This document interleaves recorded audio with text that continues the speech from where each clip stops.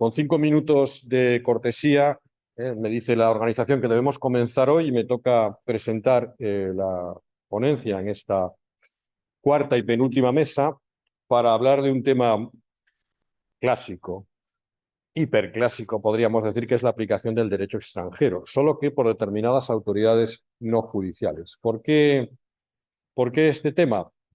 Bueno, tiene que ver con un proyecto de investigación que llevamos desarrollando desde va a cumplir 13 años, con el Colegio de Registradores de España, donde hemos tenido la oportunidad de, más allá de la práctica de la Dirección General de Seguridad Jurídica y Fe Pública, antes de los registros y del notariado, tener conocimiento de cuál es la práctica real, que muchas veces está escondida, ¿no? Es la parte del iceberg, como dicen los latinos, o en Latinoamérica, iceberg, aunque se dice iceberg porque está en el diccionario, ¿no?, del español. Pues bien, esa parte que no se ve, del iceberg, que es la parte de la práctica cotidiana.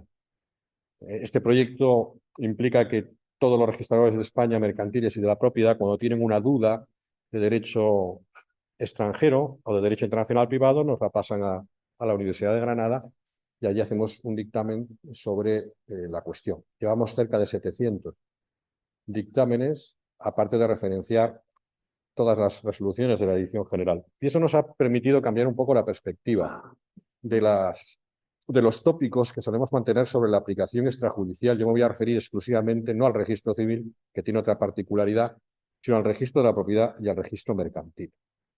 La aplicación del derecho extranjero en este ámbito se rige por el principio de especialidad, es decir, no se aplican los mismos criterios que a la aplicación judicial. En principio, y esto se deduce del artículo 2 de nuestra Ley de Cooperación Jurídica Internacional en materia civil, tenemos normas específicas en el ámbito registral que nos dan pautas para la aplicación del derecho extranjero por notarios y registradores de la propiedad y mercantiles. El régimen general de aplicación judicial se aplica en principio solo en defecto. Y la base reguladora, por tanto, sigue siendo, a pesar de las reformas legislativas, el viejo artículo 36 del reglamento hipotecario, que se aplica por extensión en el ámbito del registro mercantil, por la remisión que hace el artículo 80 del reglamento del registro mercantil.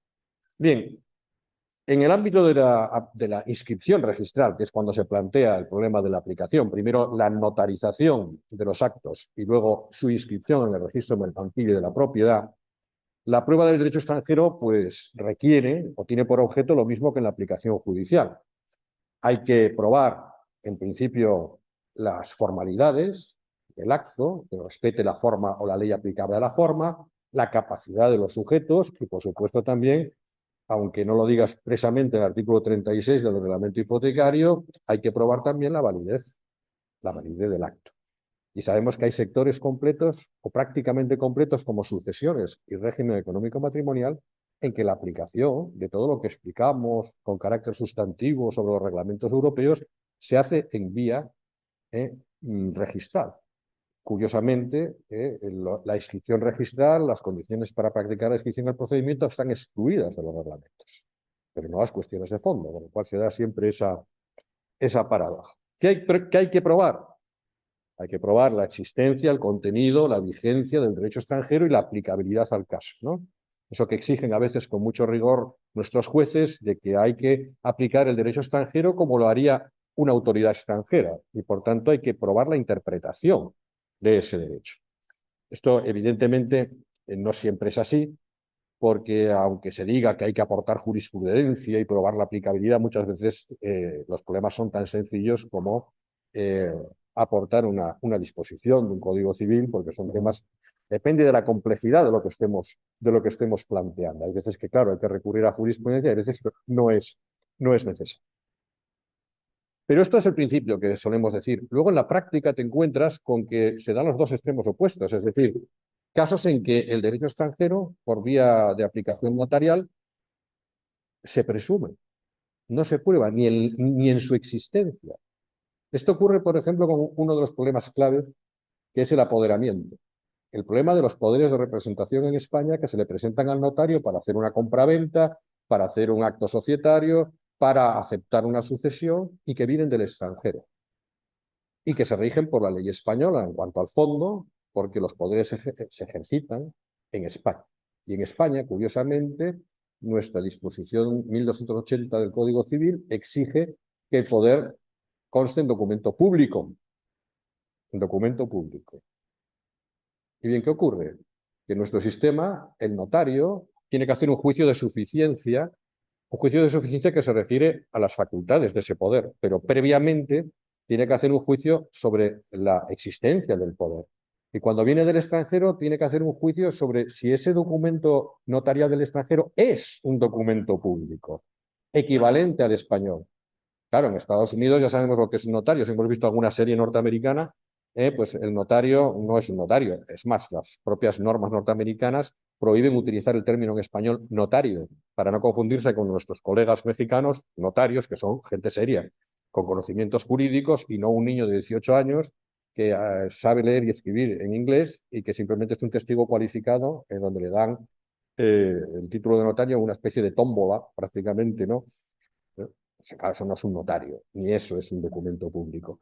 Pero claro, normalmente en España el sistema que ha impuesto la dirección es que como el notario hace un juicio de suficiencia, al decir que el poder es suficiente, implícitamente se supone que ha tenido que valorar que el poder existe y que por tanto es equivalente, pero para eso hay que hacer una comparación del derecho notarial extranjero y el español, y no se le exige al notario que la haga, ni siquiera que diga por qué fundamenta que ese documento público extranjero es equivalente al español.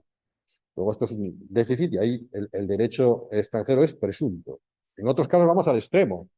Hay una resolución de la Dirección General en donde hay que probar, en el caso de un traslado de domicilio social desde Gibraltar hacia España, que bueno, está beneficiada la sociedad por el derecho europeo y por tanto no tiene que acreditar por un perito que su patrimonio neto cubre el capital social para hacer este cambio de domicilio de la sociedad. Y lo que se le plantea es, bueno, ¿debe el notario y debe el registrador saber que Gibraltar, o una sociedad con sede en Gibraltar, se le aplica el derecho europeo? Y la dirección dice, no, ¿cómo que no? Y dice, porque como el Tratado de Funcionamiento de la Unión Europea lo vincula a que ese territorio esté, la acción exterior, bajo, digamos, el control de un Estado miembro, eso hay que probarlo conforme al derecho británico. Mire, no, usted tiene que aplicar el Tratado de Funcionamiento de la Unión Europea, que es una norma constitucional, y tiene que aplicarlo directamente y saber cuál es su ámbito de aplicación. Y no tiene por qué las partes probar que Gibraltar es un territorio que entonces estaba al amparo de la Unión Europea. Bien, por tanto, el principio no nos sirve. Hay que probar el qué. A veces hay que probar, a veces no hay que probar nada. ¿Cuáles son los medios de prueba? Otro principio, otro tópico. Siempre decimos, no, los medios de prueba en el ámbito extrajudicial son números apertus. Bueno, esos números apertus sí. Entonces, cualquier medio de prueba vale. No es exactamente así. Lo que dice la Dirección General es que hay medios de prueba que son suficientes y otros que no son suficientes, o cuya suficiencia la valora el notario o el registrador. ¿Cuáles son suficientes? Suficientes son los documentos o los peritajes, yo diría, por autoridad pública. Informes de cónsules del extranjero en España, informes de cónsules españoles en el extranjero, informes de notario español e informes de notario extranjero. ¿Qué notario extranjero? Ya estamos otra vez por lo mismo. Un notario que sea equivalente al notario español, porque el notario español tiene atribuida una facultad que a mí me asombra, que es que un notario español puede hacer un informe del derecho extranjero. Junto al cónsul español en ese país es el único que puede hacerlo. Por ejemplo, un catedrático español de derecho comparado no puede hacerlo. Pero un notario que es parte implicada en el acto porque tiene interés en el acto sí puede hacerlo. No sé por qué. Debe ser que los notarios conocen el derecho mundial y los estudiosos de derecho comparado no. Es más, vale más el informe del notario español que el de un catedrático de derecho civil del país extranjero, porque no es una autoridad pública. Efectivamente, tú puedes probar el derecho extranjero ante el notario, ante el registrador, a través de un peritaje privado, un informe de un abogado, de un experto, de un profesor, tanto español como extranjero. Pero en ese caso la suficiencia de la prueba la valora el notario o el registrador. Le puede parecer suficiente o no. La del notario tiene que aceptarla como suficiente. No significa que acepte el contenido. Ya veremos que lo puede El registrador, por ejemplo, puede discutir sobre el informe que ha hecho el notario español sobre el derecho extranjero, pero hace prueba suficiente, no hay por qué presentar otro medio de prueba.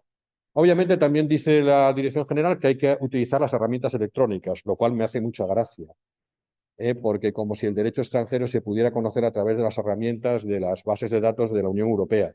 ¿Estamos de broma o qué? Entonces, bueno, sí, hay que utilizar todas las bases de datos de e-justicia. Bueno, sí, sí, pero eso no sirve, hay que ser muy cándido para pensar, y la propia Dirección General lo dice, por ejemplo, en una resolución del año 2022, que bueno, que eso sirve para lo que sirve, ¿no? Bien.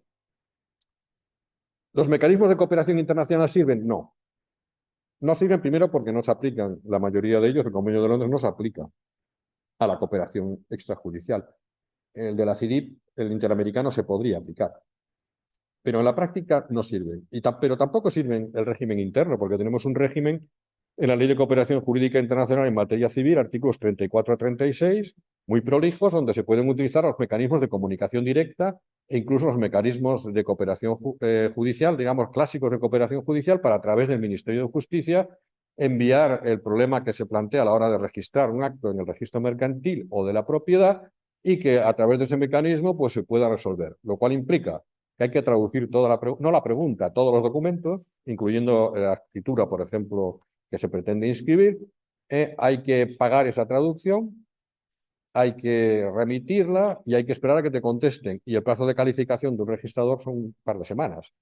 Con lo cual, ni se puede hacer por razón de tiempo, ni se puede hacer porque estaríamos encareciendo enormemente, y habría que ver, por ejemplo, en el caso de ciudadanos europeos, hasta qué punto eso sería, bueno, una restricción indirecta, el procedimiento de inscripción de la compraventa de un inmueble, o una cosa muy sencilla, porque no todo tiene que tener un valor. A veces vale más la consulta que lo que pretende el derecho económico que implica la inscripción. En la práctica, los registradores no lo usan nunca. Es decir, esos artículos de la ley de cooperación que nos explicamos en clases, no sé para qué, en el ámbito extrajudicial no se usan nunca. ¿Por qué? Porque no se puede. Necesitan una respuesta rápida a esas cuestiones. Claro, la ventaja es que el registrador y el notario pueden hacer valer su conocimiento privado, lo dice el artículo 36 del reglamento hipotecario. ¿Y cuándo se hace valer el conocimiento privado? Pues se hace valer básicamente en dos circunstancias. El primer supuesto, cuando el notario no ha aprobado el derecho extranjero. ¿Cuándo lo puede hacer valer el registrador? El notario lo puede hacer valer siempre. Dice, no, yo conozco el derecho extranjero y esto es así, perfecto. Pero el registrador también lo puede hacer, y el registrador lo usa cuando el notario no ha hecho determinación del derecho extranjero. Esto ocurre sobre todo en materia de regímenes matrimoniales. ¿Cómo ocurre eso? Cuando, por ejemplo, dos cónyuges de nacionalidad extranjera compran un bien inmueble en España, cosa que ocurre una de cada 5 veces, porque el 20% de las adquisiciones inmobiliarias en España es por extranjeros. Se plantea un problema de que eso se adquiere para la sociedad de gananciales, es un régimen de separación, es decir, eso normalmente hay que expresarlo, ¿no? La escritura. Cuando son extranjeros, el artículo 92 del reglamento hipotecario nos permite, para, digamos, agilizar la inscripción, que eso se pueda diferir. Yo inscribo y lo que hace el notario se le permite, es decir, adquieren, la ley aplicable es tal cosa, hay que poner la ley aplicable, hay que decir cuál es la ley aplicable, es la finlandesa.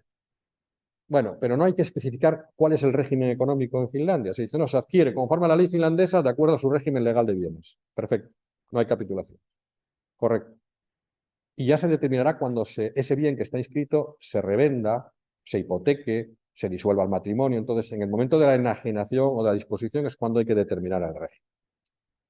Claro, esto genera una inseguridad. Y piensen que además este artículo hay que replantearlo después del reglamento europeo, porque el artículo 28 del reglamento europeo permite oponer frente a terceros no el régimen económico, la ley aplicable al régimen económico, si figura inscrito en el registro, no la ley aplicable, sino el régimen económico.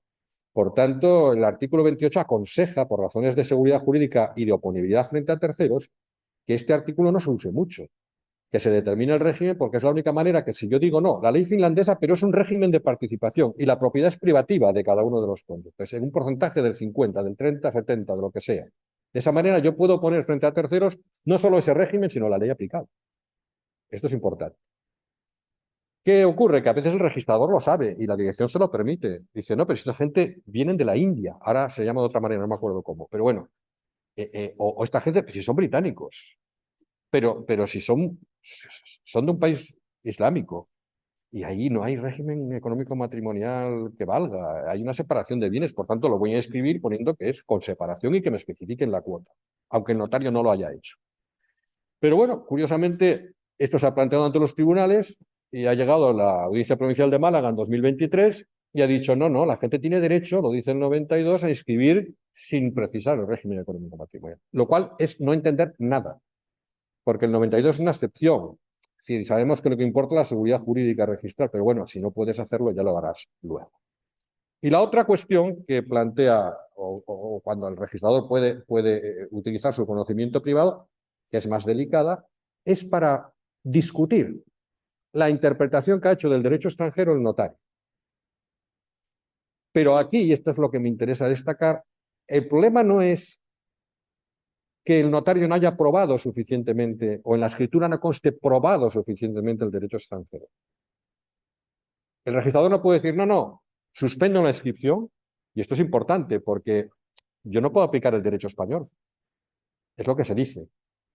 En el ámbito judicial, si el derecho extranjero no se prueba, yo aplico el derecho español, pero en el ámbito del registro, si el derecho extranjero no se prueba, yo suspendo la inscripción hasta que se pruebe. Pero el registrador no puede decir, no, no, suspendo la inscripción, suspendo hasta que usted le presente una escritura donde se pruebe suficientemente el derecho extranjero. No puede, porque la Dirección General ha dicho que no puede hacer eso. Que si él cree que el notario, que no tiene por qué aportar los medios de prueba, tiene que decir, para mí el derecho extranjero dice esto, no puede discutirlo, salvo que justifique en qué aspecto concreto no está de acuerdo con la interpretación del derecho extranjero que ha hecho el notario. Pero no puede decir, está probado insuficientemente. Así, pues pruébelo usted.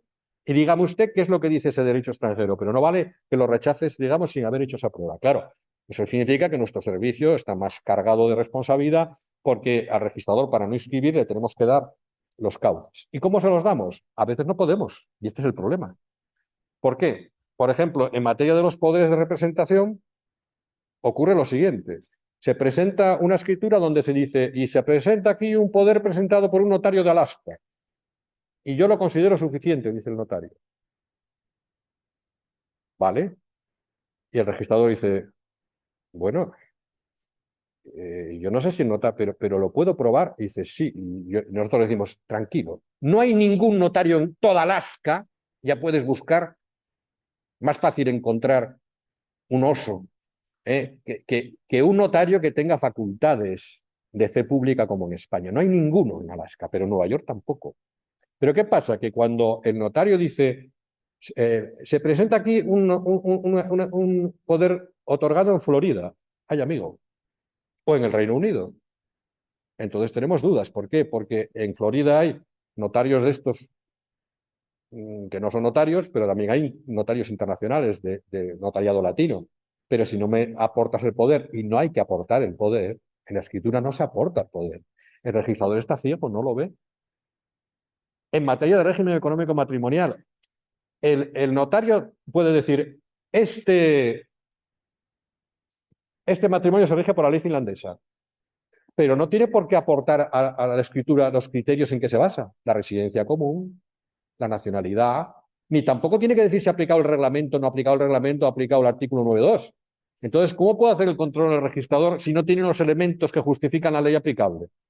Entonces, es todo como un disparate. Yo puedo decir que te has equivocado aplicando la ley finlandesa o que no la conoces y yo sí la conozco, pero no sé si la ley finlandesa es aplicable o no porque tú no tienes por qué aportarme los datos que me permitan conocer eso.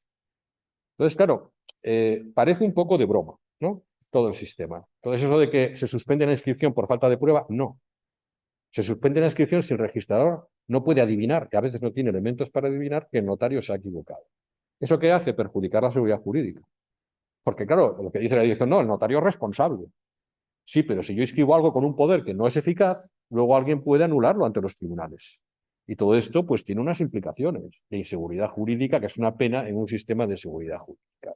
Por último, esto de que no se aplica el derecho español en defecto del derecho extranjero es otro de los tópicos que tenemos y nos los estamos cargando todos, pero es verdad. Si no, nunca se aplica el derecho español en defecto. No, a veces no queda más remedio que aplicar el derecho español. Por ejemplo, nos planteamos en la época en que estaba la guerra en Siria, de una manera, digamos, cruenta, ¿cómo probábamos el derecho sirio? Era difícil probar el derecho sirio porque, entre otras cosas, no teníamos mecanismos consulares para utilizar esa prueba del derecho sirio. Pero claro, si no probamos, no podemos decir, no se preocupe usted, ya cuando acabe la guerra en Siria, ya venga usted y hacemos la prueba del derecho extranjero. No, a veces es imposible materialmente conocer el derecho extranjero, pero hay que inscribir. Y claro, se puede utilizar mecanismos, no digo de aplicar el derecho español, pero decir, bueno, estamos en Siria, es un país islámico. Puedo suponer que el régimen de separación, como en todos los países islámicos del mundo, es el que rige este matrimonio. Y por tanto, pues aplico por proximidad el derecho egipcio, por ejemplo. El derecho sirio y el egipcio son prácticamente idénticos, ¿no? No habría ningún problema. A veces me encuentro con que el caso de los británicos es el caso típico, ¿no? El caso de los británicos plantea un problema casi insoluble. Y es que cuando se intenta escribir una herencia en España, el testamento británico no sirve como título para la inscripción porque el testamento en el Reino Unido no transmite la propiedad. Se transmite al ejecutor testamentario o al administrador de la herencia. Y el administrador de la herencia, con sus letter of administration o su probate, es el que lo transmite luego a los herederos. Pero no podemos escribir en favor del heredero la sucesión testamentaria si no viene el administrador y hace la escritura. No puede venir el heredero a adjudicarse la herencia. Pero claro, eso nos plantea un problema. Decimos, claro, la Dirección General todavía no se ha enterado de que la transmisión de los bienes hereditarios se rige por la ley sucesoria, asunto cúbica. Piensa que es la Lex Rei City, la ley española, y por tanto adjudicación directa, sin administración. No se ha enterado de eso todavía. Pero bueno, técnicamente, si eso es así, yo tengo que decir, no, tráigame usted el probate, porque yo no puedo inscribir directamente la herencia en favor del heredero. Tiene que ser el ejecutor testamentario. Pero ocurre que muchas veces no lo puedo obtener. ¿Por qué? Porque yo voy al Reino Unido y digo, deme usted el probate. Voy al tribunal, a la High Court y tal, para que me dé el probate. Y dice, no, pero si es para un inmueble situado en España, no, eso se rige por la ley española. Ellos hacen el reenvío a la ley española. Vamos, no hacen el reenvío, ellos someten la sucesión inmobiliaria a la ley española. Entonces yo no le doy el probate. Entonces, si usted no me da el probate, yo no puedo ir a España porque en España aplican el reglamento sucesorio, dicen que la sucesión es por el derecho inglés y el inglés sí, pero hay reenvío ya, pero es que en España el reenvío, hoy cabe la posibilidad de reenvío. Admitimos el reenvío parcial, pero eso, ¿qué ocurre? Que a lo mejor nos cargamos el testamento. ¿Por qué? Porque el testamento está hecho conforme al derecho inglés y hay libertad de testar. Y entonces hay 2/3 de legítimas de repente. Espero el remedio que la enfermedad. ¿Cómo casar todo eso? Pues a lo mejor lo que hay que hacer es decir, no, pruebe usted el probate, que no le dan el probate. Y si no le dan el probate, yo tengo que aplicar el derecho español y hacer una adjudicación directa. Es la única manera de resolver. Entonces, bueno, y luego, pues por supuesto, tengo a veces problemas de calificación tendenciosa, y voy terminando. Uno de los problemas típicos es cuando dos cónyuges se presentan, tienen un régimen de gananciales conforme al derecho extranjero, y uno dice que el bien es privativo porque lo adquiere con fondos propios. ¿Vale? Como en España, en muchos sistemas, aunque hay un régimen de gananciales, si tú tienes bienes privativos, fondos privativos, dinero privativo, una herencia, por ejemplo, y adquieres un bien inmueble, no va a la sociedad de gananciales. Es privativo del cónyuge que lo adquiere. Pero ¿cómo pruebas que esos fondos son tuyos? Bueno, llega el otro cónyuge, comparece ante el notario y dice, no, no, lo confieso, son suyos. En España eso sirve para inscribir 95 del reglamento hipotecario. Pero si están sometidos a un régimen de gananciales del derecho extranjero, esto es una cuestión de prueba procesal, cuando explicamos esto, ¿no? De la calificación, si es procesal o si es sustantivo, en relación con la prueba, o es una cuestión sustantiva. Yo había propuesto, mejor hacemos una calificación tendenciosa y decimos que es procesal. Y permitimos siempre aplicar el 95. Pero la Dirección General, tengo que reconocer que con buen criterio ha dicho, no, esto es una cuestión sustantiva. Usted no solo tiene que probar el derecho extranjero, el régimen de gananciales que se puede adquirir con carácter privativo, sino que la confesión del consorte es prueba suficiente del carácter privativo del bien. Y probar eso ya no es tan sencillo. Yo tuve un caso con Polonia, le pregunté a 10 colegas polacos de la lista de la Academia de Derecho Comparado, expertos en Derecho Civil, y ninguno me lo pudo contestar. Dijeron, tenemos que estudiar. Y estuvieron una semana, y de los 10 me contestaron 4, en el mismo sentido.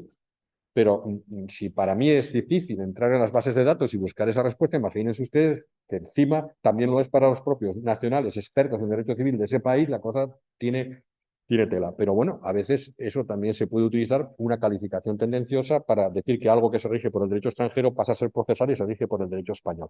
Solucionaría el problema, ¿no? Y por último, pues claro, está el tema del orden público, no nos olvidemos. Es decir, a veces los registradores y los notarios aplican derecho español siendo aplicable el derecho extranjero porque hay motivos de orden público. En materia sucesoria, por ejemplo, para la disposición de la vivienda familiar. Da igual que la vivienda familiar sea privativa. El 1320 del Código Civil lo permite el reglamento sucesorio, es una norma imperativa. Para vender la vivienda familiar hace falta consentimiento del otro cónyuge, aunque no sea propietario. Es una norma imperativa y por tanto estoy aplicando el derecho español a un tema regido por el derecho extranjero.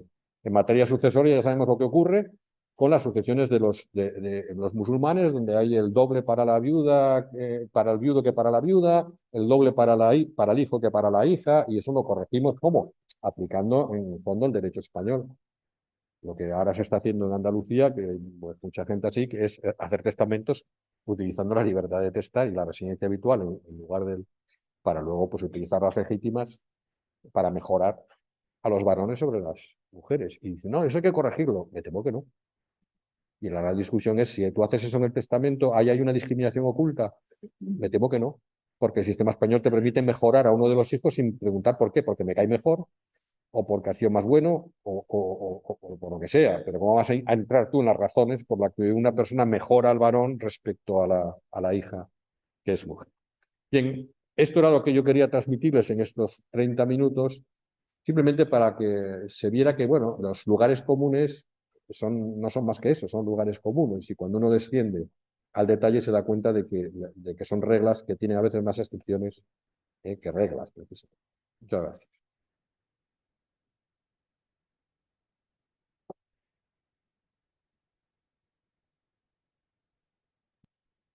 Bueno, y creo que haciendo la multitarea que me toca en esta, voy a proponer a los ponentes que estén presentes. No sé, tenemos a Carmen Parra, que creo que está conectada. Está Laura García, Eva Jiménez y Diana Marín.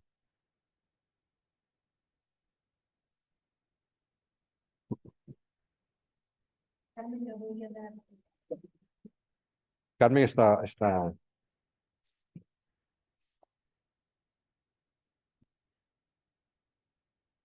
Como solo tenemos dos micrófonos, No, bueno, sí, pues Carmen es la primera que va a hablar, ¿no? ¿Está? Está online. Y luego Laura.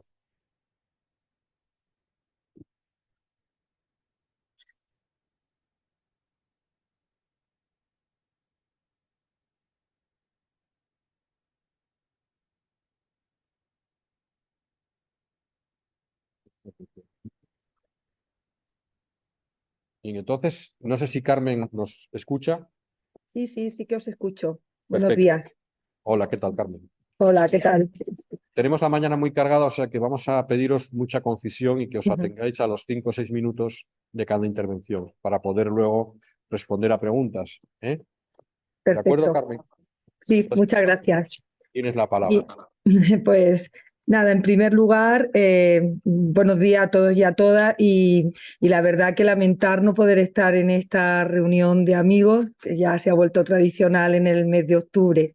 Y además quiero, por supuesto, agradecer al Comité Científico por aceptar mi comunicación, que se refiere a la competencia judicial en materia de derechos reales mobiliarios y su exclusión de lo que sería el reglamento Bruselas I bis. Bien, pues en principio quería comentar que si bien tradicionalmente hemos trabajado con el concepto de estatuto real del derecho civil, tenemos desde hace unos meses una propuesta de reglamento del Grupo Europeo de Derecho Internacional Privado sobre ley aplicable a los derechos reales sobre bienes corporales que nos han permitido empezar a crear un concepto autónomo del derecho real en el ámbito europeo. Dado que su nombre ya bien se refiere a bienes corporales, tengo que decir que voy a excluir de mi comunicación todo lo referente a bienes inmateriales. No obstante, el tratamiento procesal que se le ha dado tradicionalmente a los derechos reales, como todos sabemos, se han ceñido a los bienes inmuebles.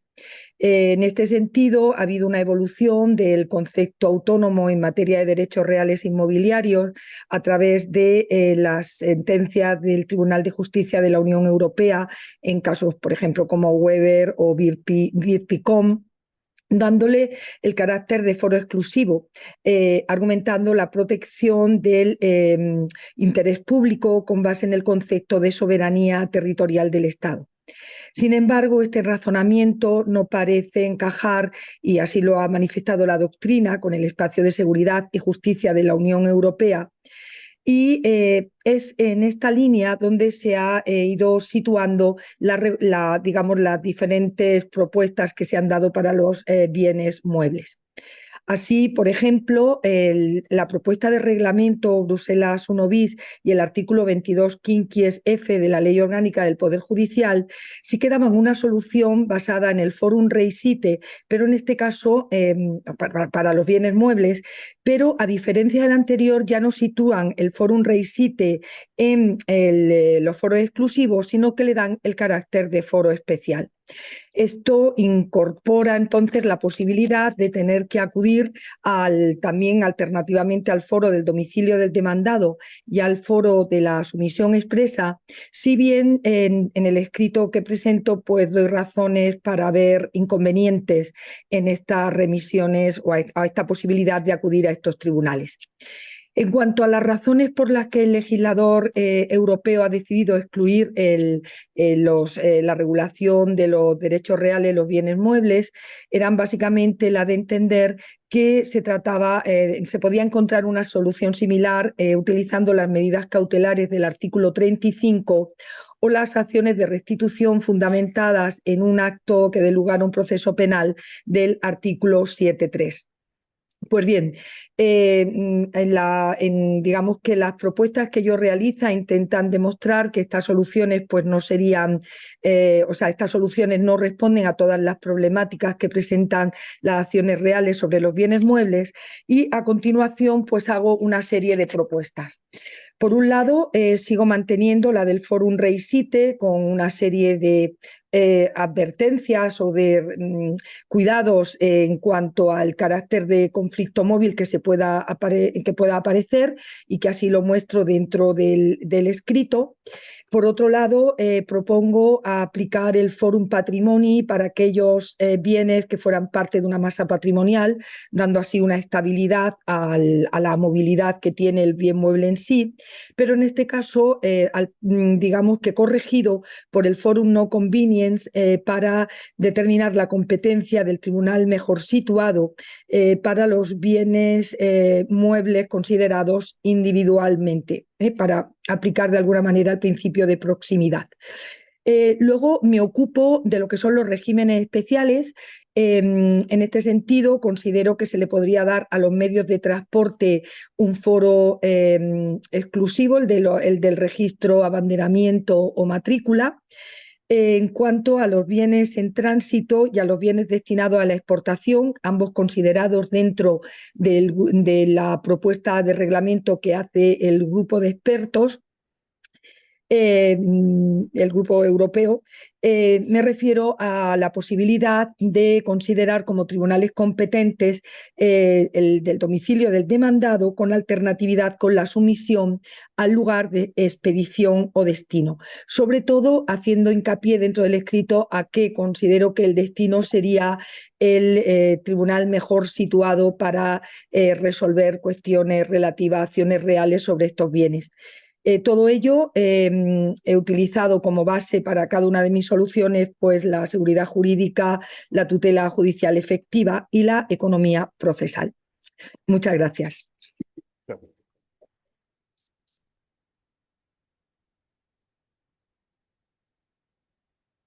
Muchas gracias, Carmen, por la concisión y por el planteamiento de un tema tan importante como este. Y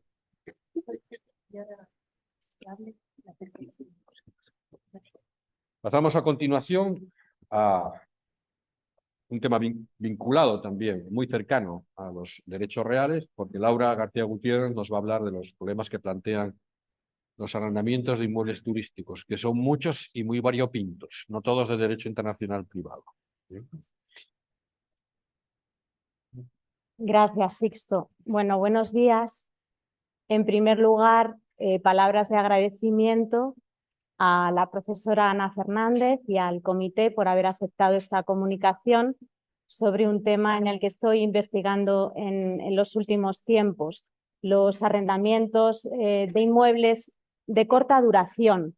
Dentro de ellos, específicamente los turísticos, tienen mucho interés en el momento actual, pero creo que no deben tener un tratamiento distinto en principio a otros arrendamientos breves de bienes inmuebles.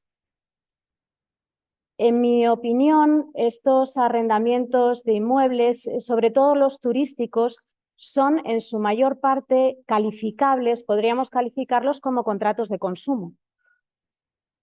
Lo que ocurre es que al estar en presencia de una prestación tan clave en la relación jurídica como la cesión del uso y disfrute de un inmueble, en mi opinión, esta calificación cede en favor del carácter clave de dicha prestación y, por lo tanto, en cuanto a la competencia judicial internacional, creo que deberían situarse en el marco de los foros exclusivos. Es cierto, como me señalaba el profesor Sánchez Lorenzo, no todos son internacionales. Yo he prestado especial atención a los internacionales, es decir, aquellos arrendamientos de inmuebles en los que, estando situado el bien inmueble en un país, por ejemplo, la nacionalidad del arrendador o del arrendatario, o bien la residencia habitual de alguno de ellos se encuentra en otro estado. Eso es lo que, por ejemplo, podría convertir en internacionales este tipo de relaciones jurídicas. Y entonces, como decía, en el ámbito de la competencia judicial internacional, sé que es discutible, pero en mi opinión debemos situarnos en el marco del reglamento Bruselas I bis, en el artículo 24, y en los arrendamientos de inmuebles. Serían con carácter general, por lo tanto, competentes los tribunales del lugar de situación del inmueble. Es verdad que, como todos saben o como es sabido, dentro de esa regla general hay una excepción, que es la posibilidad de calificar el arrendamiento como un arrendamiento de temporada. Y eso ocurrirá en muchos casos con estos arrendamientos de corta duración.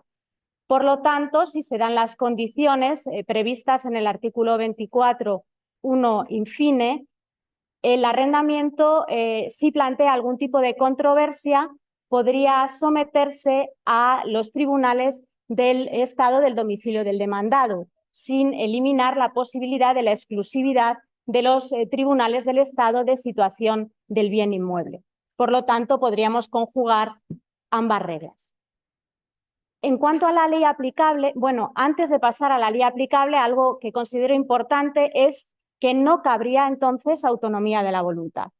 Por lo tanto, ni cláusulas de sumisión expresa ni tampoco la sumisión tácita tendrían virtualidad en este ámbito, porque existen sobre todo unas políticas públicas importantes a proteger en el ámbito de los arrendamientos de inmuebles. En el ámbito de la ley aplicable sería también una relación jurídica que entraría dentro de la aplicación cuando determinemos el ordenamiento que regiría el fondo del asunto del reglamento Roma I. Y este sí permite en el artículo 3 el pacto en cuanto a la ley aplicable. Podríamos pactar la ley aplicable, eso sí, siempre teniendo en cuenta la posibilidad de que entren en juego leyes de policía y normas internacionalmente imperativas en este ámbito que, bueno, como todos sabemos, proliferan en España, sobre todo en el ámbito autonómico, porque estos arrendamientos, de todos es conocido, plantean problemas de distintos tipos, incluso de tipo convivencial. Bien, y cuando no se pacte la ley aplicable, entonces se aplicaría, en mi opinión, la ley de situación del inmueble y también podría operar la excepción para los arrendamientos de temporada. Es decir, de una forma similar en cuanto a la calificación a la que se hace en el ámbito del reglamento Bruselas 1 bis, si el arrendamiento tiene una corta duración, inferior a los 6 meses consecutivos, si el arrendatario o propietario del inmueble y arrendador o propietario del inmueble y el arrendatario tienen su domicilio en el mismo estado y además es para un uso personal, entonces se eliminaría la aplicación de la ley de situación del inmueble para aplicar la ley del estado del domicilio del propietario del inmueble. Nos encontramos entonces con el problema de interpretar la residencia habitual, tanto de personas jurídicas como de personas físicas en estos casos, porque va a ser clave para determinar en muchas ocasiones también la ley aplicable y para saber si nos encontramos en la excepción. Para ello, el artículo 19 del reglamento Roma I nos da algunas claves de interpretación. Como saben, si se trata de una persona jurídica, el reglamento se inclina por la idea de la administración central.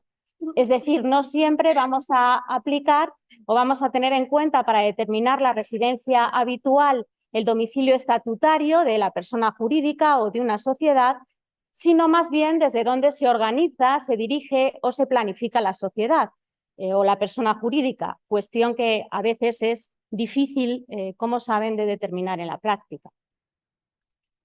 ¿Qué hacemos con las personas físicas? Porque el artículo 19 nos ayuda a interpretar dónde se encuentra la residencia habitual de las personas físicas si desarrollan una actividad profesional, situándonos en el estado del establecimiento principal de esa persona. Si, por ejemplo, en el ámbito de la excepción estamos diciendo que el arrendatario está actuando dentro de un uso personal, un uso doméstico, entendemos que no está desarrollando una actividad profesional y nos encontramos con que en principio el artículo 19 no nos da las claves para la interpretación. Bueno, probablemente siguiendo lo que suele hacer el Tribunal de Justicia de la Unión Europea, integraríamos esa laguna, colmaríamos esa laguna acudiendo a una interpretación autónoma en la cual tendríamos que buscar o indagar el centro de intereses vitales de esa persona y de esa manera poder determinar su domicilio.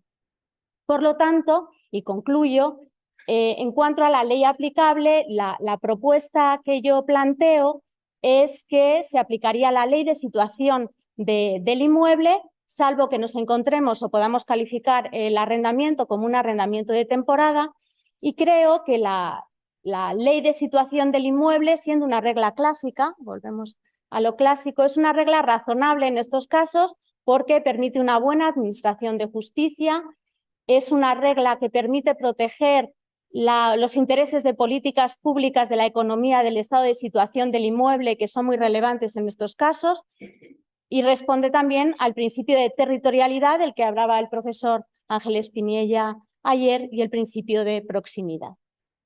Además, no es una regla indisponible, cabe elegir. Nada más por mi parte.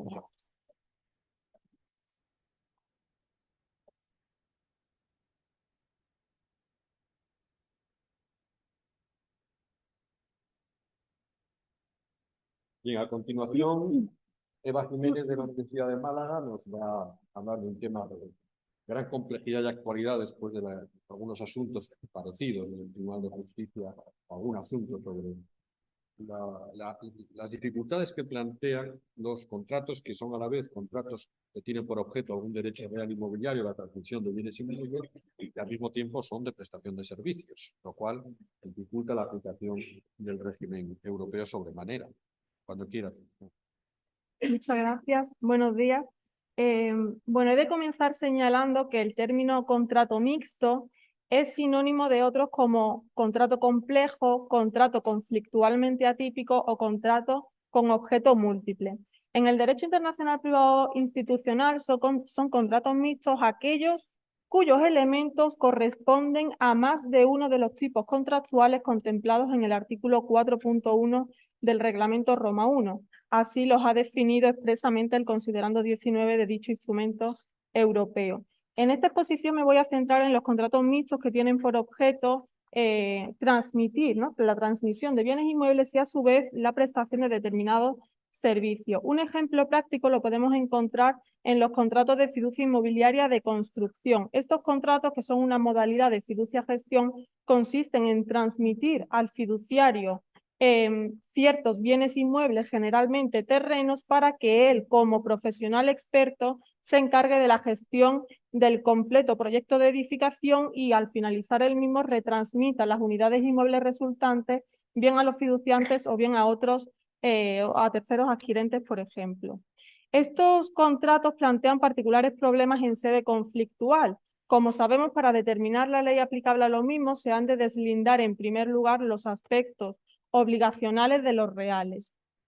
Cuando la reclamación tiene por objeto una cuestión jurídico-real, pues como por ejemplo la transmisión de la propiedad de tales bienes, su contenido, efectos, etcétera, el juez español que eventualmente conozca del asunto habrá de aplicar la lex reisite en virtud del artículo 10.1 del Código Civil, mientras que si se está litigando sobre un aspecto obligacional como la propia validez de estos contratos fiduciarios o las obligaciones personales que éste genere entre las partes, el instrumento aplicable por el juez español y de todo lo demás, estas dos partes del texto, será el Reglamento Roma I.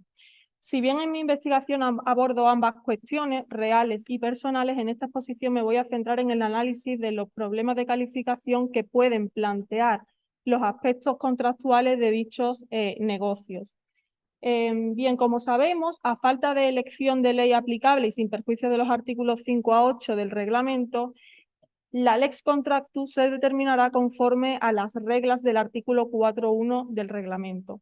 Algunos contratos mixtos cuentan con reglas específicas. Es el caso, por ejemplo, de los contratos de franquicia o contratos de distribución, que a pesar de ser contratos de servicios, han sido objeto de reglamentación específica en las reglas E y F del artículo 4.1.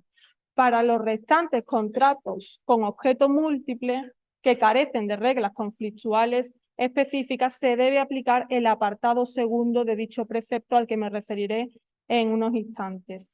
Lo que debe verificarse, por tanto, antes de aplicar esa regla del artículo 4.2 es si los elementos del contrato se subsumen realmente en más de una letra del artículo 4.1. En este caso nos interesan particularmente las letras B y C. El 4.1b que se refiere a los contratos de prestación de servicios y el 4.1c que se refiere a los contratos que tienen por objeto un derecho real inmobiliario. Algunos negocios jurídicos, por la propia naturaleza de sus prestaciones, plantean ciertos problemas de calificación en este punto. Es el caso de los contratos de fiducia inmobiliaria de construcción a los que me refería anteriormente, ya que, como hemos visto, son contratos en los que se prestan servicios de administración en los términos o a los efectos del artículo 4.1b del reglamento, pero a la vez también se caracterizan por esa transferencia de bienes inmuebles. Lo que nos preguntaríamos es, ¿esta transferencia de bienes fiduciarios queda comprendida en la esfera del artículo 4.1c o no? Desde mi punto de vista, la respuesta debe ser afirmativa por varios motivos. Primero, en algunos estados partes del reglamento, como Francia, regulan la fiducia gestión y la configuran como un contrato translativo de propiedad.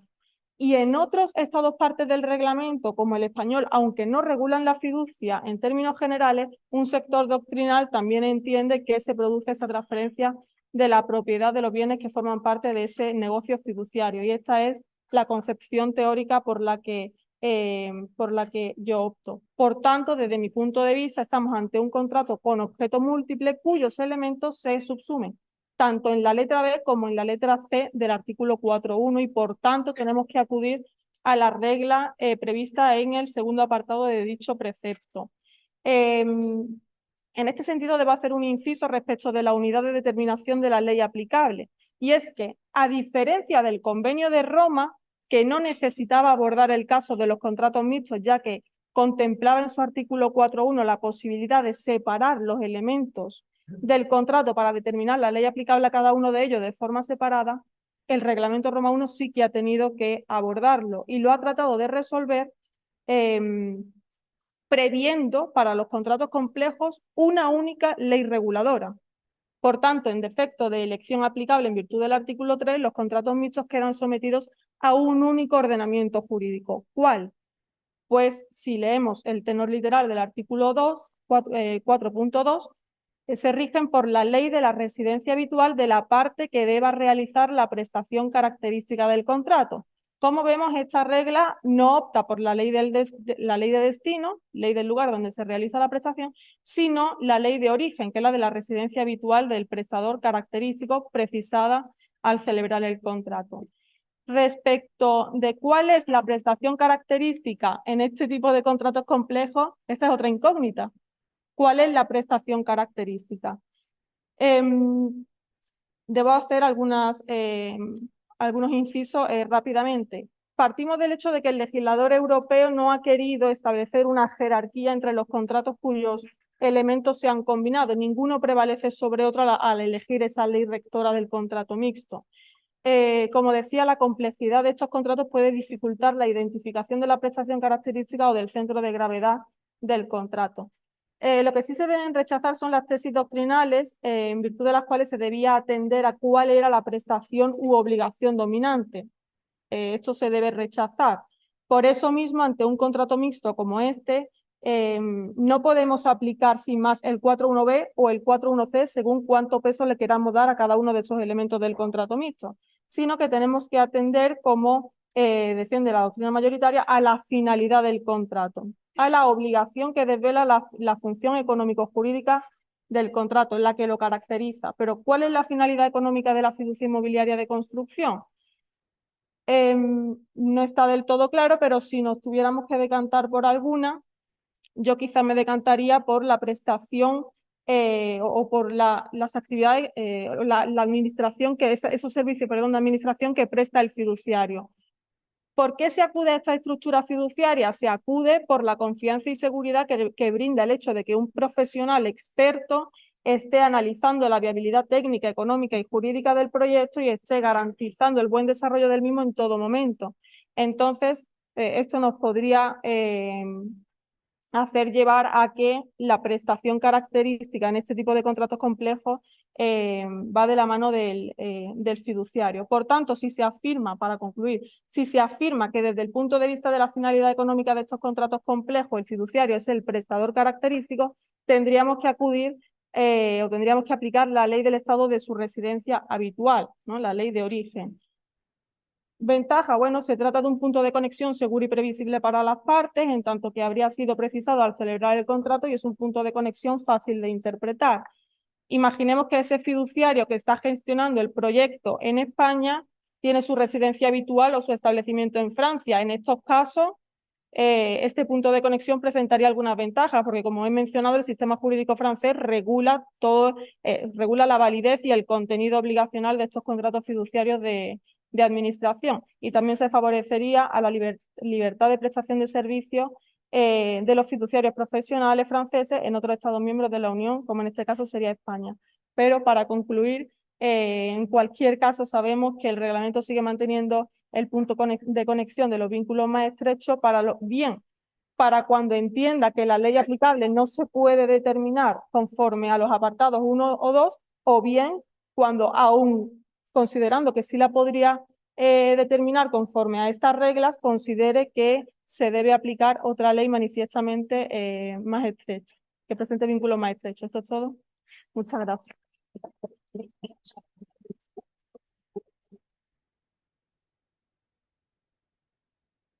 Me he pasado un...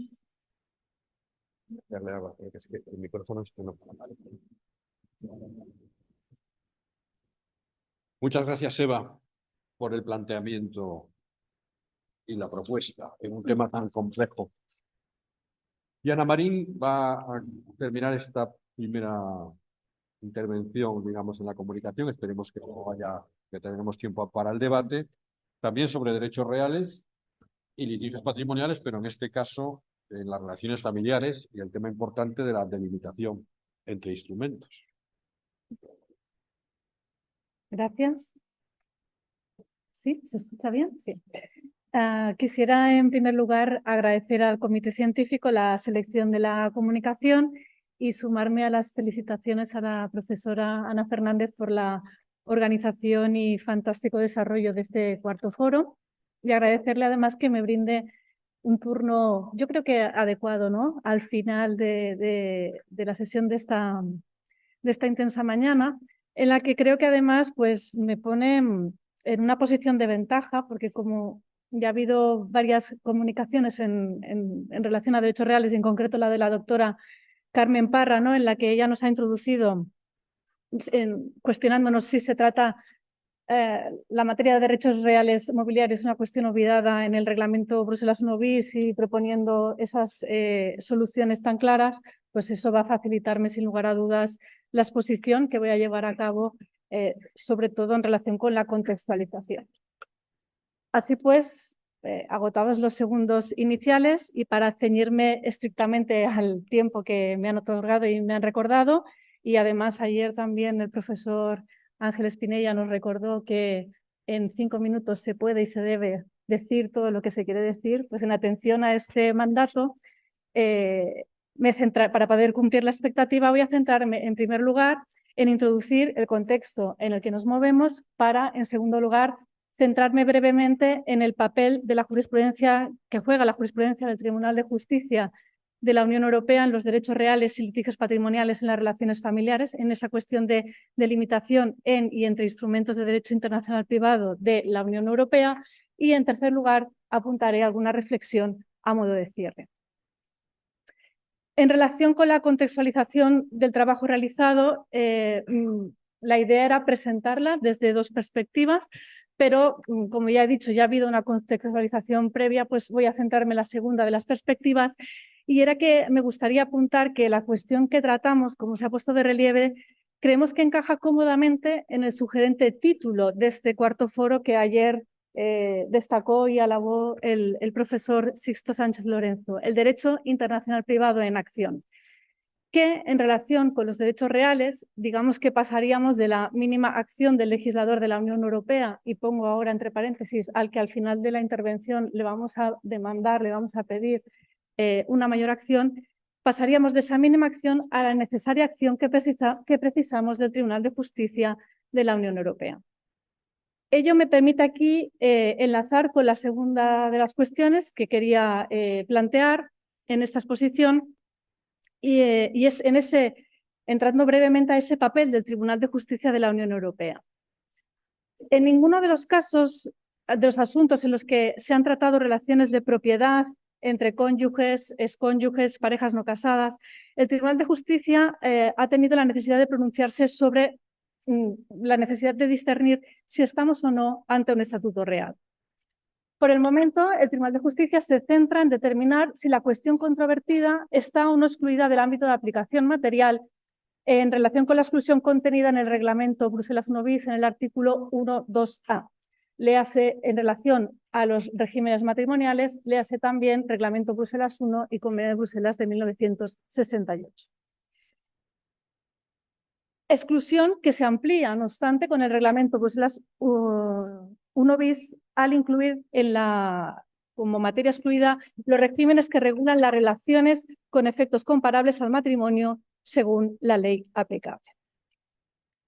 Ello, a nuestro modo de ver, ha propiciado que el Tribunal de Justicia genere, organice una zona de confort en la que, desde la jurisprudencia que emana en el asunto de Cabel 1, y que después va consolidando en la casuística posterior, a través de la técnica argumentativa en Building Block, vaya generando esa zona de confort, lo cual no significa que esta zona no se vaya a tensionar.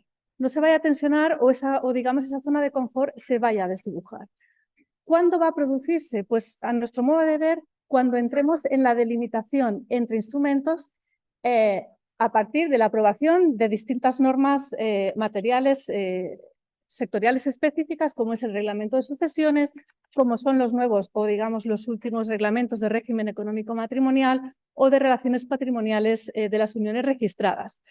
Porque se trata de textos normativos que se construyen sobre la base de reglas que excluyen de su ámbito de aplicación material la naturaleza de los derechos reales mientras que la constitución, transmisión, derivados de la materia que regulan sí que se enmarcan en el ámbito de aplicación de dichos instrumentos, con lo cual ello va a tensionar esa delimitación entre instrumentos. Si bien esa tensión ya se observa en una determinada casuística en la que el Tribunal de Justicia está en un escenario de delimitación en el mismo instrumento. Nos estamos refiriendo al asunto Wilde. En este asunto, el Tribunal de Justicia se advierten ciertas tensiones que este asunto puede provocar si nos vamos a un escenario de delimitación entre instrumentos. No obstante, se pierde la oportunidad de que el Tribunal de Justicia se pronuncie sobre ello por una cuestión de ámbito de aplicación temporal. Decae el ámbito de aplicación temporal y aunque la cuestión prejudicial se centra en delimitar la cuestión en el marco del reglamento Bruselas I bis, debemos centrarnos en el marco del reglamento Bruselas I cuando esa excepción aún no había sido incluida. Y hay otro aspecto de delimitación en el mismo instrumento, en el asunto LIEF, en la que estamos en la delimitación en el mismo instrumento, pero ya tensionamos. ¿Por qué? Porque la doctrina, una de las cuestiones que ha criticado es que en el asunto LIEF, que el Tribunal de Justicia resuelve a través de un aparente sencillo auto, no se cuestiona si estamos ante un estatuto real, porque la acción de partición del bien adquirido durante el matrimonio es un bien mueble y no un bien inmueble. Bien, para entrar en la parte final e introducir alguna reflexión a modo de conclusión, quisiéramos plantear si el deseado desenlace es progresar hacia un sistema de derecho internacional privado de la Unión Europea en materia de derechos reales que sea completo, que incluya estas cuestiones de competencia judicial sobre derechos reales en bienes muebles, como nos ha contextualizado la profesora Carmen Parra, y que se progrese hacia un reglamento sobre ley aplicable, un reglamento de ley aplicable sobre los derechos reales, que no está en la agenda, y no vamos a citar aquí a alguien que quedamos ayer por la tarde en la última sesión del debate, que ya no volveríamos a citar, pero no por ello no podemos dejar de destacar los esfuerzos del European Group for Private International Law o de la EAPIL al respecto. Quisiéramos ponerlo sobre la mesa a modo de reflexión para cuestionarnos si entre sus objetivos ello podría coadyuvar a minimizar la instrumentalización a la que se ve sometida el Tribunal de Justicia de la Unión Europea en una cuestión tan difícil cuando entra en juego el carácter jurídico real relativo a los bienes del matrimonio o de las parejas no casadas. Con ello espero haberme ajustado al tiempo. No sé si ha habido algún minuto de más. Pido disculpas y gracias por su atención.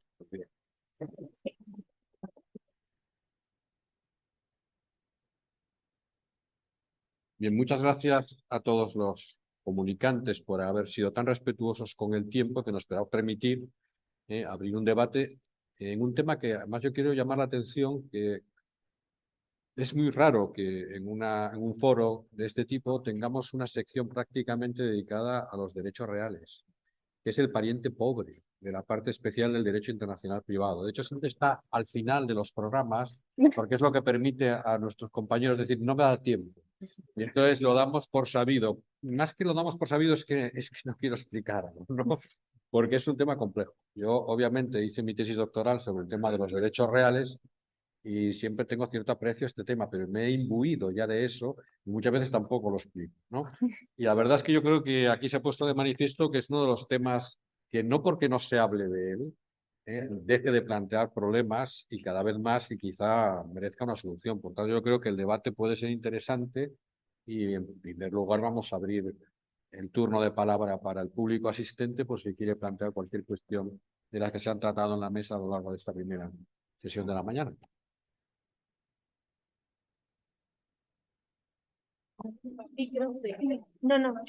No, pero para que te digan online, yo creo que tienes buena voz y se te puede. Yo creo que sí, bueno, no sé, pero bueno. En primer lugar, felicitar a todos los ponentes por sus intervenciones, han sido magníficas. Mi pregunta es para el profesor Sisto Sánchez Lorenzo. en relación a la práctica que él conoce. A mí me llama mucho la atención los poderes de representación, los poderes amplios, poderes extranjeros, que aquí denominamos poderes de ruina. Entonces, me gustaría conocer su opinión sobre si se someten a controles más estrictos por parte de notarios y registradores o siguen un procedimiento normal. Gracias. Otras preguntas, yo creo, y luego Cristina. Mira. Sí, Esto es para el online.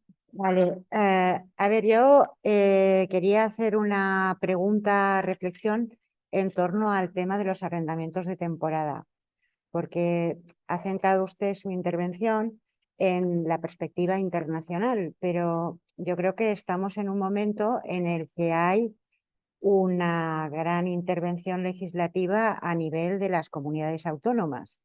No solamente de las comunidades autónomas con derecho civil propio, sino también de las comunidades autónomas que no tienen derecho civil propio, que están intentando controlar los apartamentos turísticos y que están legislando en materia de apartamentos turísticos. Entonces, en relación a su propuesta de calcar la regla de competencia sobre arrendamientos de temporada de Bruselas 1 bis, que si la he entendido bien, usted la quiere trasladar al ámbito de la ley aplicable, claro, se me plantea el problema de cómo compaginaremos esto, porque desde luego que desde la perspectiva de las comunidades autónomas, hablo ahora por Cataluña, que es el ámbito que conozco mejor, la idea es que son normas de aplicación necesaria. Aquí son normas de aplicación necesaria que rigen respecto a todos los arrendamientos de bienes inmuebles sitos en la comunidad autónoma.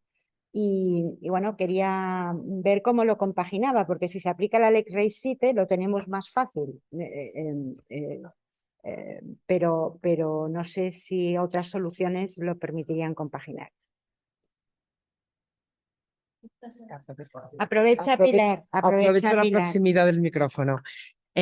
Bueno, reitero también mis felicitaciones al ponente y a los comunicantes sobre toda la temática efectivamente importantísima, ¿no? de los derechos reales. Bueno, en este caso quisiera simplemente hacer una pregunta al profesor Sánchez Lorenzo, aprovechando su posición privilegiada, que conoce la práctica de primera mano, práctica oculta para los que no estamos en contacto directo diariamente con notarios y registradores, y quisiera preguntarles sobre la eficacia real en la práctica del certificado sucesorio europeo como elemento de prueba que nació para eso, para facilitarnos la vida, incluso como título para la inscripción, y en la práctica si está funcionando, si no, qué distorsiones tiene.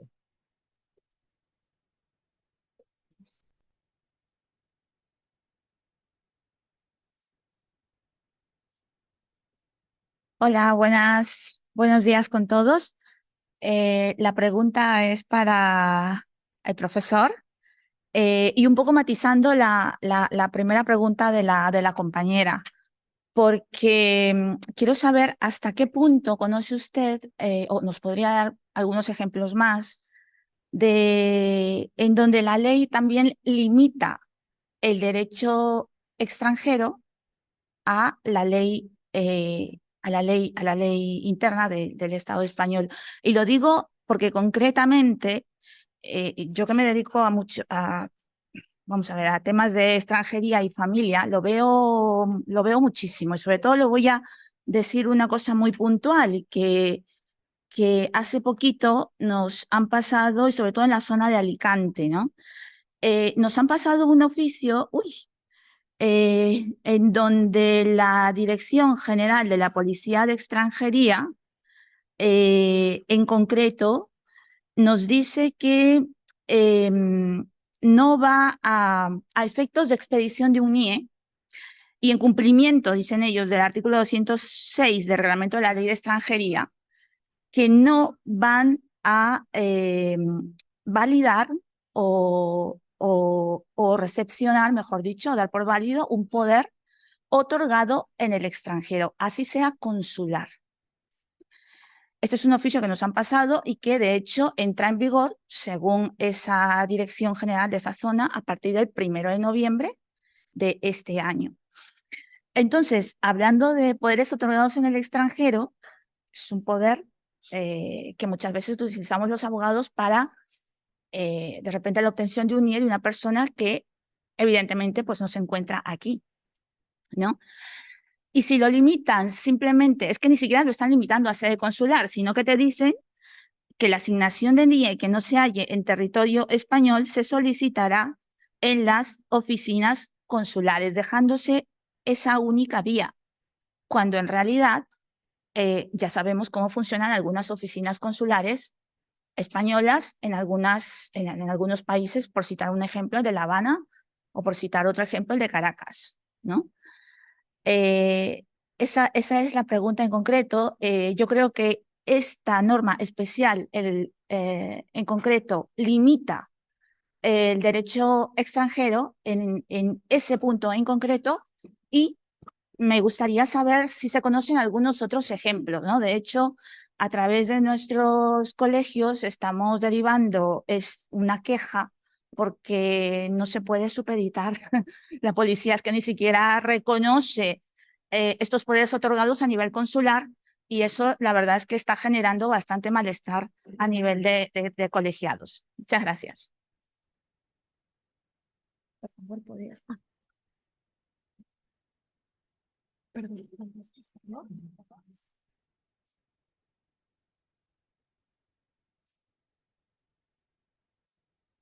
Sí, se escucha. ¿Se escucha? Aquí. Tienes que hablar alto, es para los que están online. Vale, Así, ya. vale. Mi pregunta es para el profesor en relación a los poderes que se emiten en el extranjero. Mi pregunta es la siguiente. En España, un notario es una persona que da fe pública sobre un acto, pero se sabe que en otras latitudes del planeta existen los llamados abogados notarios. No sé si en esa figura existe el principio de imparcialidad, si en determinados poderes pueden aparecer determinados vicios ocultos, ya que una persona que es abogado y que es notario hace como de juez y parte, por decirlo de alguna manera. ¿De qué forma se pueden, digamos, subsanar determinados vicios que puedan provenir de un poder que es emitido por alguien que no goza de una total imparcialidad?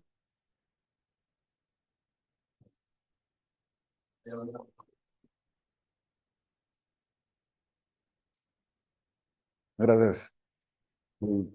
Para el doctor Sixto, estimado Sixto, me llama mucho la atención y te felicito la cuestión de los 700 dictámenes que dice se han desahogado ahí en Granada. Yo te quería preguntar respecto de la averiguación del derecho extranjero, si estos dictámenes están de alguna forma regulados legislativamente hablando, es decir, si hay algún tipo de órgano asesor o en virtud de cuál es la causa por la cual existe este órgano, quizá colegiado, o no sé si sea solamente tú quien desahoga esos dictámenes, en cuyo caso 700, pues te felicito doblemente. Gracias.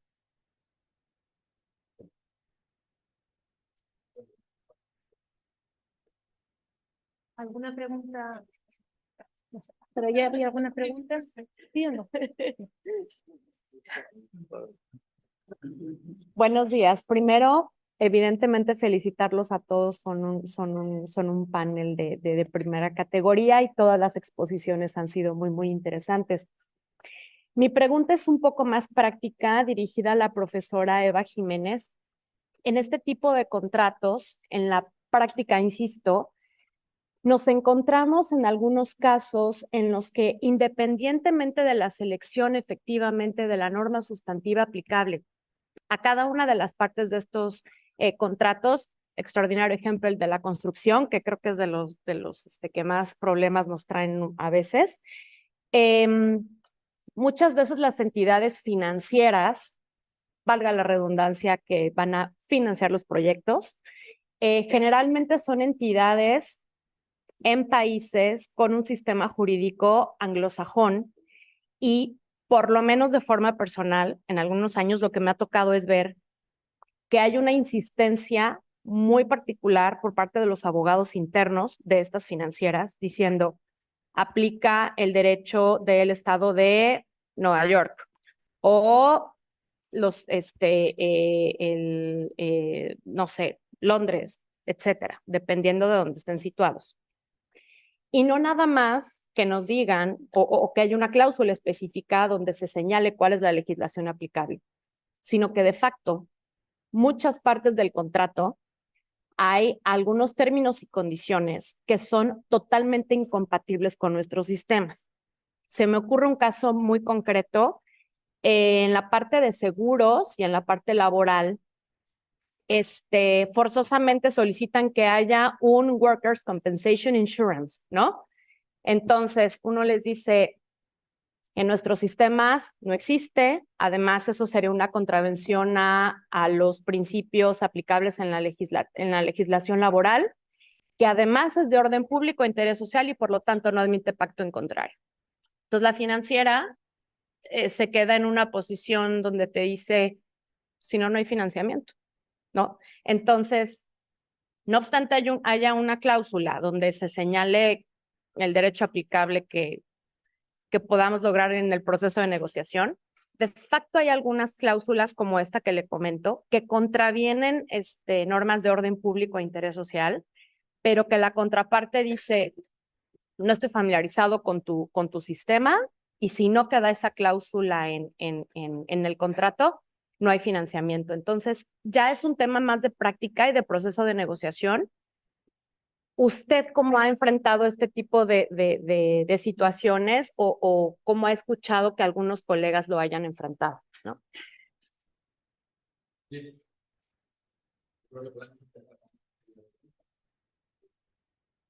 Sí, perdón. Interpeladas, yo creo que había una pregunta para Eva, había otra pregunta para Laura cuando... Venga.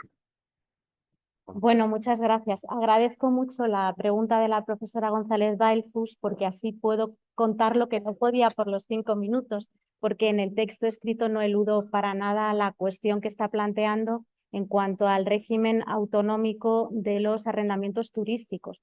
Y por otro lado, además, aclararle que no pretendo para nada trasladar la situación en el ámbito procesal, en el reglamento Bruselas 1 bis al reglamento Roma 1, sino que es el legislador de la Unión Europea el que más o menos calca la regulación de los arrendamientos de temporada en cuanto a su calificación en Bruselas 1 bis y en Roma 1. Es decir, yo primero no me gusta porque al hacer propuestas, interpretar, si además el tenor literal de las normas es claro, yo no me aventuro a nada, pero es lo que está en la regulación, ¿no? Entonces, empezando por ahí, yo diría que aunque no hay una solución expresamente prevista y yo personalmente creo que lo ideal para evitar problemas en la aplicación de las normas es partir de una calificación autónoma que nos sirva en todos los Estados miembros. Después, en cuanto a la ley aplicable, la gran diferencia entre el ámbito de la competencia judicial internacional y de la determinación del derecho sustantivo aplicable al fondo del asunto es que en el ámbito del reglamento Roma 1 el legislador ha permitido pactar. Evidentemente pactar con todos los límites que vienen de la cantidad de normas que pueden ser imperativas y sobre todo internacionalmente imperativas a esos efectos, que en materia de arrendamientos es un sector típico en el que hay imperatividad porque hay un interés de los estados de controlar la política de vivienda en su territorio, lógicamente, ¿no? Porque afecta a la economía estatal. Eso por un lado. Y luego, en cuanto a la regulación autonómica, al estudiar este tema, me he encontrado efectivamente con que muchas comunidades autónomas, y no únicamente Cataluña, habían regulado sobre este tema. La Comunidad de Madrid, por ejemplo, porque yo trabajo en la Universidad Autónoma de Madrid, no puedo desconocer la regulación que más próxima me toca, ha regulado bastante detalladamente esta materia y a mi juicio y no quiero entrar en cuestiones políticas de ningún tipo, pero igual que la regulación canaria, creo que más acertadamente que la Ley de Vivienda de 2023. Es decir, yo cuando he estudiado la regulación que en este tema introduce la Ley de Vivienda de 2023, deriva muchos problemas a la creación de un futuro grupo de trabajo, que ahora con la situación política que tenemos veremos cuándo se crea ese grupo de trabajo, ¿no? Pero en cuanto a entender los arrendamientos y su regulación, la legislación autonómica que me he encontrado me ha resultado mucho más perfecta técnicamente. La regulación canaria, por un problema político y convivencial claro, ha hecho distintos intentos, ha ido evolucionando. La legislación madrileña es bastante detallada y hay una cuestión que, por ejemplo, a mí me ha llamado mucho la atención, y es que creo que entienden mejor cómo es el tipo de arrendamiento de corta duración y sobre todo el turístico en la regulación autonómica, porque evidentemente la finalidad de estos arrendamientos no es de residencia habitual. Uno no alquila un inmueble turístico para vivir allí con un carácter permanente, pero evidentemente también es un lugar donde uno va a vivir, va a alojarse, es un alojamiento, y parece que en algunas regulaciones lo único que va a tener uno ahí es socio, o va a estar fuera y no va a estar, es decir, uno está entrando en una relación arrendaticia y por lo tanto lo que va a hacer ahí es alojarse, vivir. Otra cosa es cuando uno, y normalmente este tipo de relaciones son más duraderas, lo que va a hacer es fijar su residencia en un lugar, ¿no? Pero evidentemente no he podido tratarlo con mayor profundidad en la comunicación, y sí lo hago en el texto escrito al que me remito, porque además pienso que es un falso, es decir, no va a haber problema con eso, porque yo personalmente creo y soy partidaria de que si lo que hay que aplicar es la ley de situación del inmueble, el inmueble está en Cataluña, pues evidentemente la proximidad se da con ese lugar, y si lo que vamos a aplicar es la excepción y lo que tiene que buscarse es el domicilio común de arrendador y arrendatario, pues afinamos hasta el final. Yo ahí tengo una visión muy clara, tanto en el ámbito del derecho interregional como cuando tengamos que determinar la ley aplicable en un sistema plurilegislativo. Pero evidentemente habrá que ver qué opina el legislador, ¿no? Porque el sistema es el que es. Eva, si quieres decir algo. Muchas gracias por el planteamiento de ese supuesto.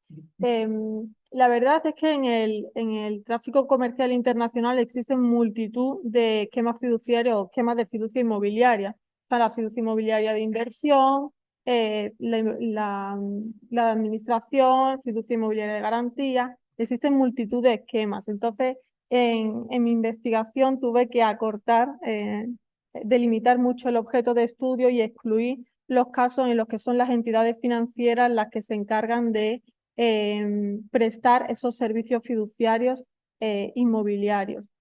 En cualquier caso, la aplicación de una ley extranjera, ya la hayan elegido las partes en virtud del artículo 3, o bien sea la ley, por ejemplo, la ley de la residencia habitual del prestador característico, esa aplicación de la ley extranjera no puede contravenir las normas imperativas. Entonces, en el caso de que contravengan el orden público, como usted ha mencionado, pues en ese caso esas normas no podrían aplicarse, ¿vale? No sé si...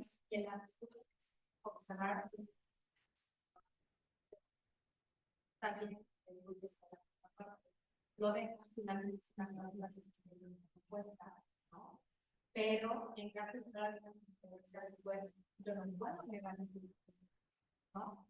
Entonces, entran ahí una serie de factores que dependen actual que a la vez igual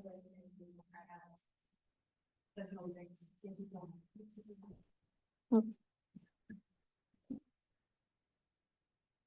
Muchas gracias. Bueno, para, digamos, acumular un poco las observaciones sobre el tema de la intervención notarial y registral. Sobre los poderes. Bueno, primer factor.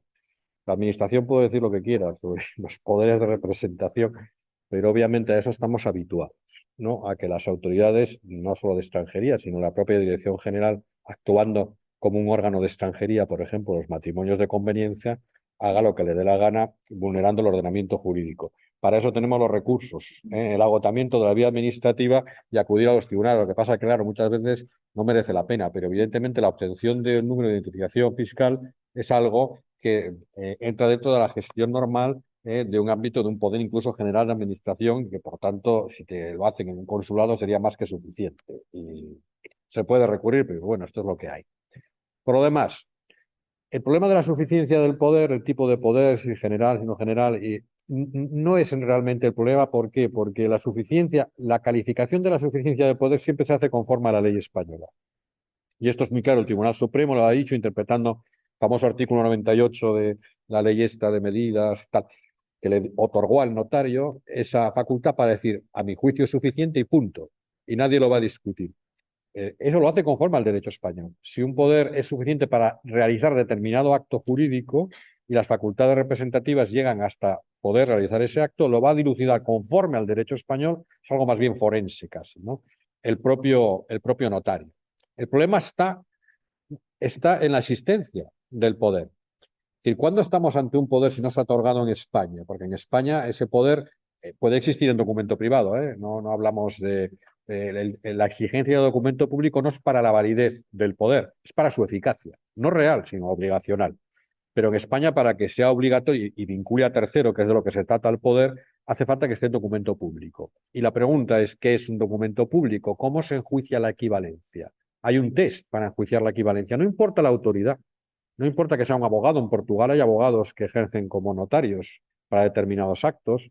En Estados Unidos también hay attorneys, o sea, gente con formación jurídica que puede ejercer la función notarial. En otros son notarios propiamente dichos, como los nuestros de notariado latino. Lo que importa es que tengan asociada fe pública, es decir, que ese documento, una vez otorgado, genere una prueba que es una prueba juris tantum, pero es una prueba que hay que desmontar o que tiene una eficacia probatoria porque esa persona tiene asignada dentro de su sistema jurídico la capacidad para dar fe pública y luego una serie de requisitos que hay que comprobar. El primero, el juicio de identidad. El notario debe comprobar la identidad de los comparecientes. Bueno, eso lo hace generalmente. El juicio de capacidad, esto es más delicado, porque en España el juicio de capacidad es expreso. Es decir, el notario tiene que expresar en la escritura que a su juicio las partes tienen la capacidad necesaria para otorgar ese acto. En otros sistemas no, lo cual no significa que no haya juicio de capacidad. Tengo que acreditar que en ese país la firma del notario, por ejemplo, implica que ha hecho juicio de capacidad. Y tengo que buscar la ley notarial de ese país donde dice que va a hacer ese control de capacidad. Y hay algo más también. Aunque estos son los dos elementos básicos, hay algo más. Está el problema de la inmediatividad. Esto es importante. Es decir, las partes tienen que expresar su consentimiento ante el notario y en ese momento, en principio de presencialidad e inmediatividad. Y el que redacta el documento no es la parte, es el notario, se otorga en forma pública, es el notario el que escribe. Bueno, el notario no será su ayudante, pero él es el que se supone que escribe esa escritura pública. Yo creo que esto también es importante. Luego está el tema que es más discutido, si por supuesto tiene que tener formación jurídica, porque si no, no hay equivalencia. Entonces uno dice, no, estos señores tienen que pasar un examen de Estado, son licenciados en Derecho, tienen un periodo de formación y por tanto es como si le hubiera otorgado un notario español. No importa que se llame notario, que sea un abogado, que sea un attorney o que sea lo que sea. Lo que no puede ser es un niño sin formación jurídica que simplemente hace eso. Ojo, a veces el problema es que los notarios españoles, y esto ocurre, no, si está apostillado es un documento público, para nada. Es un documento notarial, pero no público, me explico. Porque muchas veces nosotros lo que nos vienen, y lo pueden hacer, viene alguien, y esto ocurre en Holanda, en Luxemburgo, con un poder ya redactado en un documento privado, y lo que hace el notario es legalizar la firma. Legalizar la firma de las partes, pero claro que es una intervención notarial, pero eso no es un documento público otorgado por el notario, es una legalización de firmas que es otra de las funciones que tiene un notario, pero sigue siendo un documento privado. Como se le pone la postilla para demostrar que ese notario es una autoridad, dicen, no, esto es un documento notarial. No, sí, claro que es un documento notarial, pero no es una escritura pública. Es un documento de legalización de firmas y esto es un documento privado. Y como es un documento privado en España, no vale, que ese es el problema. Vuelva usted a Luxemburgo y en Holanda, que se puede hacer, se puede otorgar una escritura pública y en vez de hacer esto, que es lo normal, se otorgue. ¿El problema cuál es? Que en más de la mitad de los países del mundo el poder no necesita una escritura pública, ni para vender un inmueble. Pero en España sí, como en otros muchos. Y ahí es donde viene el problema. Lo que tendremos que plantearnos es una exigencia demasiado elevada o no. Pero esas son las claves. Entonces tiene que pasar ese test. Y ese test lo hace el notario. Pero claro, el notario hace ese test y no dice en qué se basa. Y ahí es donde viene el problema. Y el registrador no tiene elementos para decir si lo ha hecho bien o lo ha hecho mal. Y claro, si tú haces en España una escritura de compraventa de un inmueble con un documento privado para legitimar firmas, alguien te puede decir que hay un defecto de capacidad y que ese contrato es nulo o anulado. Y claro, ya tenemos el lío porque está inscrita la transmisión de la propiedad, ¿verdad? Bien, los efectos de estos dictámenes. Según la Dirección General de Seguridad Jurídica y Fe Pública, es anatema. De hecho, nosotros tenemos dicho, sí, porque ha dicho que esos informes que hace la Bocaría de Relaciones Internacionales no tienen ningún valor. Que es curioso porque si se dice que hay un sistema apertus, que ese es el problema, al admitir que no son números clausus, los medios de prueba, es un números apertus, pues hombre, un informe de una vocalía de expertos de derecho internacional privado debería servir como cualquier otra cosa. Yo no digo que sea, pero por lo menos, pero vamos, le sienta fatal a la Dirección General. Entre otras cosas porque cada vez que hacemos informes lo ponemos en evidencia, claro, porque muchas veces los registradores nos dicen, sí, esto está mal hecho, pero la Dirección General lo ha hecho. ¿Cómo ocurrió este tema? ¿Por qué se enfadaron con nosotros en esa resolución? Fue uno de los informes que hicimos que llegó al recurso. Y era precisamente la equivalencia de los notarius publicus en Suecia. Bueno, notarius públicos no es exactamente, digamos, el notary public, ¿no?, de Estados Unidos, es algo más. Yo siempre digo, es el notario de los concursos de televisión, ¿no? El que va allí y dice, ¡pum! Sí, está aquí el antenotario, vamos a elegir el ganador, ¿no? Y es un testigo privilegiado. Pero bueno, la verdad es que, bueno, planteaba algún problema. Entonces yo le contacté con un catedrático de Derecho Notarial de la Universidad de Lund y le dije, vamos a ver, ¿usted cree que son...? No, ni de broma. El notario público es un notario latino, ni tiene la capacidad de dar fe pública de un notario español. Eso me tranquilizó porque era lo que yo había deducido después de estudiar y de comparar los dos sistemas. Yo le dije que no, pero ¿qué pasó? Que mi informe era un informe pericial. Llegó el cónsul español en Suecia, hizo un informe diciendo que era exactamente igual que el de un notario español. Y yo dije, amén. Y yo le dije, lo siento mucho. ¿Por qué? Porque lo mío no vale. Porque no es un peritaje oficial, es privado. Y como el cónsul es una autoridad, eso va a misa. Y tú puedes dar todos los razonamientos que yo estoy dando para decir por qué no, y que el catedrático de Lund y que el catedrático de Granada están diciendo que no, que como venga un cónsul que no sabemos cuál es su profesión, porque puede haber cónsules que sean políticos y que no sean juristas, incluso honorarios, pues eso va a misa. Y entonces ahí estamos con el tema de los suecos, que vienen con sus poderes que no son equivalentes, y así funciona, ¿no? Por último, la pregunta es muy buena, Pilar, porque lo del certificado de sucesorio europeo, la realidad es que es un elemento enormemente negativo en la práctica. Voy a decir por qué. Afortunadamente se presentan muy pocos, pero los que se presentan y los que se han presentado en España, muchos son fraudulentos. Y voy a contar un caso muy brevemente que se planteó. Un señor ruso que fallece en Austria, en Viena, y con certificado de función de fallecimiento en Viena, deja 4 matrimonios atrás con hijos. Según el derecho sucesorio aplicable, los herederos son los hijos.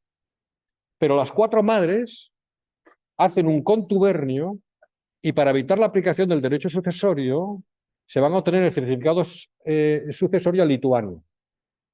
¿Por qué? Porque tenía un inmueble este señor ruso en Lituania. Como tenía un inmueble en Lituania, van a Lituania. Obtienen de un notario lituano un certificado sucesorio en donde dice que es competente y claro, en las cosas de competencia señala por qué. Y pone todas, además. Es curioso. Y que se aplica la ley lituana, ¿por qué? Y dice, por residencia habitual, por la cláusula de excepción, por todo. Claro, ¿y qué ocurre? Que los cónyuges, los 4 cónyuges, se reparten el patrimonio era un oligarca multimillonario ruso. Llegan a España, claro, por supuesto, el oligarca tiene inmuebles en España, si no, ¿qué oligarca eres tú que no tienes inmuebles en España?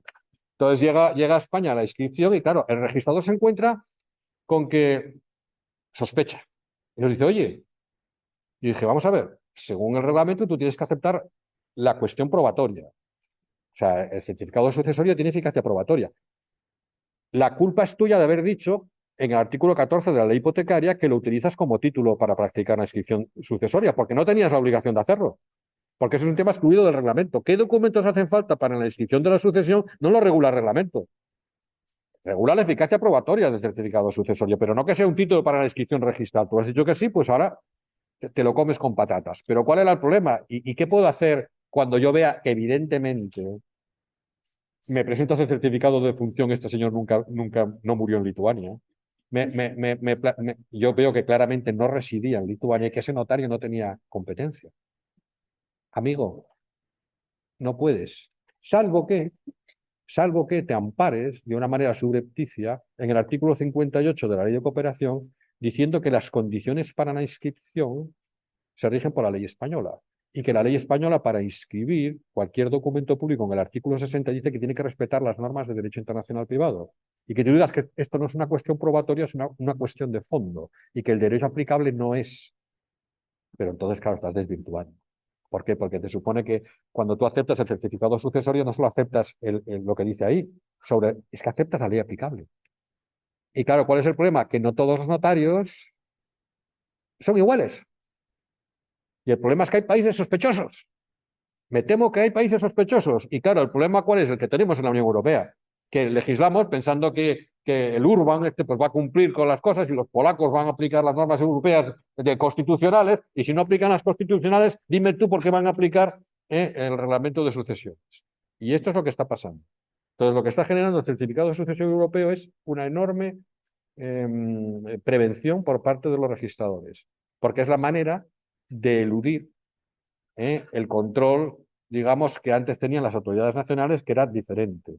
Y claro, yo no sé si este notario cobró por esto, pero era muy sospechoso el caso. O sea, el caso era un fraude de libro. Tú lo veías y decías tú, aquí hay un fraude. Oh, las 4 madres juntas, ¿qué es esto? Vamos a ver, ¿desde cuándo 4 esposas viudas se ponen de acuerdo en algo? Si no es para qué. O sea, aquello era muy. Eso es significativo. Pero afortunadamente la mayoría siguen siendo certificados sucesorios nacionales.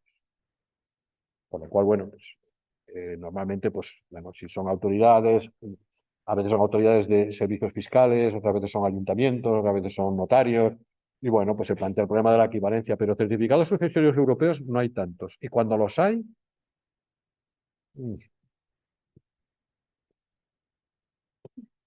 nosotros tenemos alguna cuestión más, y como todavía quedan 15 minutos, creo que aquí en la mesa, si no tienen ninguna pregunta por el público, ¿podemos adelantar el café?